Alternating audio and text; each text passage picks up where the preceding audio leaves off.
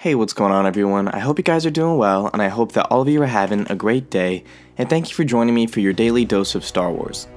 Today's video is going to be a little different. It's going to be me talking about why multiple directors in this sequel trilogy can be a problem, and what it means for the fans when talking about the film and the canon of it. So what we have here in the sequel trilogy is we had an original plan that was going to include J.J. Abrams to do Episode 7, Rian Johnson to do Episode 8, and Colin Trevorrow to wrap up the entire Skywalker saga in Episode 9. Since those original plans were announced, there have been a couple of things thrown into the ringer of this entire thing. The first of them being Colin Trevorrow's exit from Episode 9 due to creative differences with Lucasfilm.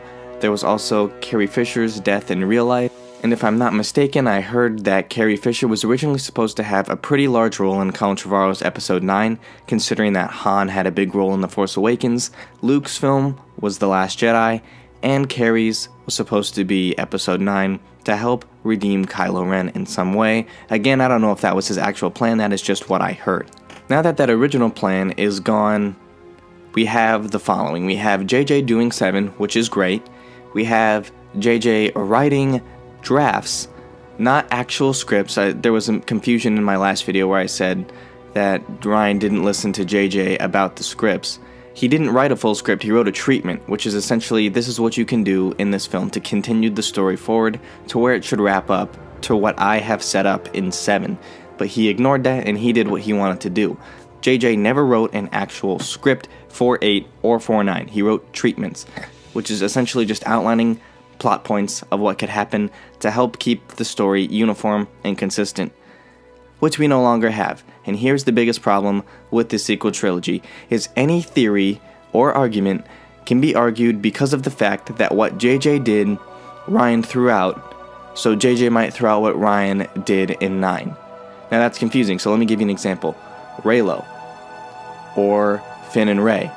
Finn and Rey seems to be set up in Episode 7 to an extent that it's likely that they are going to end up together. Now, when we get to The Last Jedi, we are introduced to Rose, who is now Finn's love interest, even though Finn still loves Rey.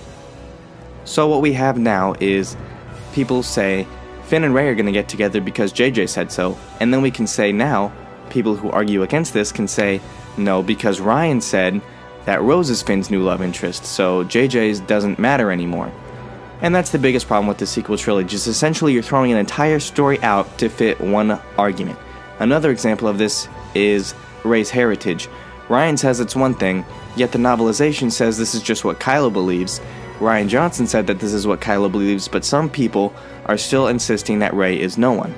Wow, J.J. Abrams planted the seeds for Rey to be a Skywalker, considering it's the Skywalker saga, and he understood that. And so Ryan says, well, no, I don't want to do the Skywalker saga. I want to say that anyone can be a hero, so Rey is going to be a no one. But now that JJ is coming back to 9, he can probably do what he originally wanted to do and say, no, anybody could be a hero, but the reason Rey is the hero is because she's related to X, Y, or Z. It doesn't have to be Skywalker, it could be Solo, it could be Palpatine, I don't care who it is. I don't like the no one thing, and I think I've made that pretty clear over my millions of Rey Skywalker videos.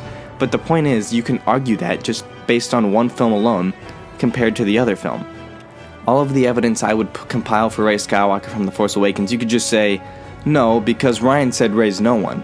Even though the novelization will tell us that this is just what Kylo Ren believes he saw in Rey.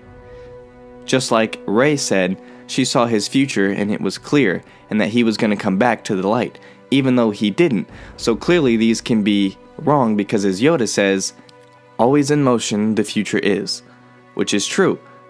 Nobody's destiny is set in stone, and what they thought they saw from each other could have easily changed, and it looks like it did.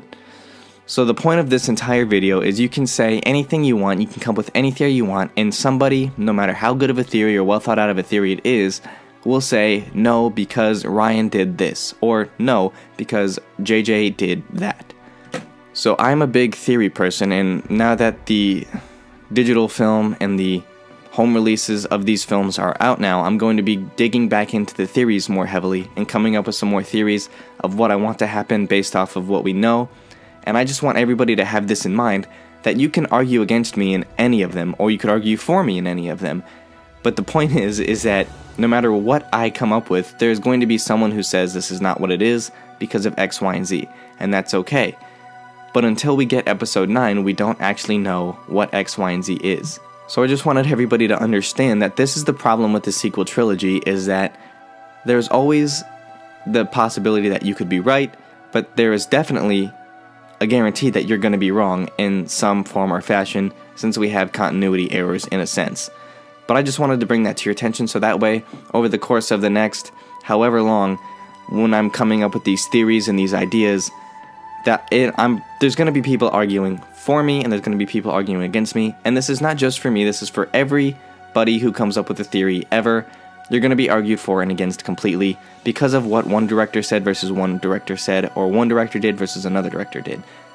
But I digress, and that wraps things up for me here in this video. I hope you guys enjoyed it. If you did, give this video a thumbs up and subscribe to the channel for more videos like this and for all the future theory videos. I got a lot of big things planned for this channel that I've been working on, so I can't wait to share them all with you guys. So thank you for watching. Keep loving Star Wars. Follow me on Facebook, Twitter, and Instagram at SWCoffeeYouTube, and I'll catch you guys in the next one. Peace.